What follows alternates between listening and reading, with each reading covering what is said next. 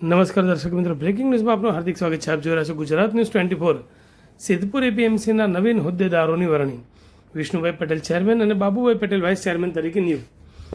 ભાજપના મેન્ડેટ સાથે બીજી ટર્મ માટે 2.5 વર્ષની મુદત માટે સર્વાનુમતે કરાઈ પસંદગી. કાર્યકરોમાં ખુશીનો માહોલ.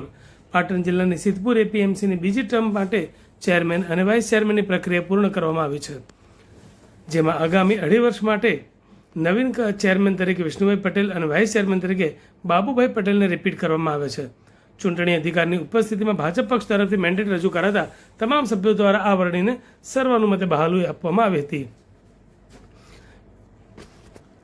પાટણ જિલ્લાના સહકારી રાજકારણમાં મહત્વનું સ્થાન ધરાવતી સિદ્ધપુર માર્કેટયાર્ડની પ્રથમ 2.5 વર્ષની મુદત માટે પૂર્ણ થતાં જ બીજી ટર્મના હોદ્દેદારોની વરણી માટેની પ્રક્રિયા હાથ ધરવામાં આવી હતી. ચૂંટણી અધિકારીની અધ્યક્ષતામાં યોજાયેલી આ સત્તાવાર બેઠકમાં ભારતીય જનતા પાર્ટી તરફથી સત્તાવાર મેન્ડેટ રજૂ કરવામાં આવ્યો હતો. આ બેઠક દરમિયાન યાર્ડના વિવિધ ક્ષેત્રના પ્રતિનિધિઓ ઉપસ્થિત રહ્યા હતા, જેમાં ખેડૂત વિભાગના 10 પ્રતિનિધિ, વેપારી વિભાગના 4 પ્રતિનિધિ તેમજ ઇતર મંડળી વિભાગના 2 પ્રતિનિધિઓ સહિત કુલ 16 સભ્યોએ ભાગ લીધો હતો. ભાજપના મેન્ડેટ અનુસાર ચેરમેન પદ માટે વિષ્ણુભાઈ પટેલના નામની દરખાસ્ત મુકાઈ હતી, જ્યારે વાઇસ ચેરમેન પદ પર અગાઉ કાર્યરત બાબુભાઈ પટેલને જ યથાવત રાખવાનો નિર્ણય લેવામાં આવ્યો હતો. ઉપસ્થિત તમામ પ્રતિનિધિઓ આ નામોને સમર્થન આપતા સમગ્ર વરણી પ્રક્રિયા બિનહરીફ અને સર્વાનુમતે સંપન્ન થઈ હતી.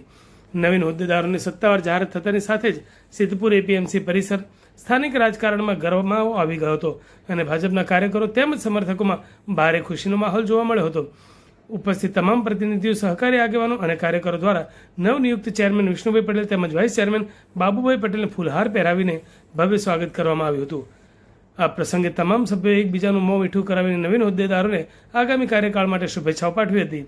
નવીન હોદ્દેદારોની આ વરણીથી આગામી સમયમાં સંસ્થાની કામગીરી અને ખેડૂતલક્ષી વહીવટને વધુ વેગ મળશે તેવી આશા સભ્યો દ્વારા વ્યક્ત કરવામાં આવી હતી. ખેતીવાડી ઉત્પન્ન સમિતિ સિદ્ધપુરના સેકન્ડ ટર્મ માટે ચેરમેનની ચૂંટણી યોજાઈ. આ ચૂંટણી દરમિયાન ઉમેદવારી તરીકે માત્ર એક પટેલ વિષ્ણુભાઈ શિવરામભાઈએ જ ઉમેદવારી ફોર્મ ભર્યું અને એની સામે અન્ય કોઈ ઉમેદવારી ફોર્મ ન ભરતા પટેલ વિષ્ણુભાઈ શિવરામભાઈને ખેતીવાડી ઉત્પન્ન સમિતિ સિદ્ધપુરના બાકીની રહેલી 2.5 વર્ષની ટર્મ માટે ચેરમેન તરીકે બિનહરીફ ચૂંટાયા જાહેર કરવામાં આવેલ છે.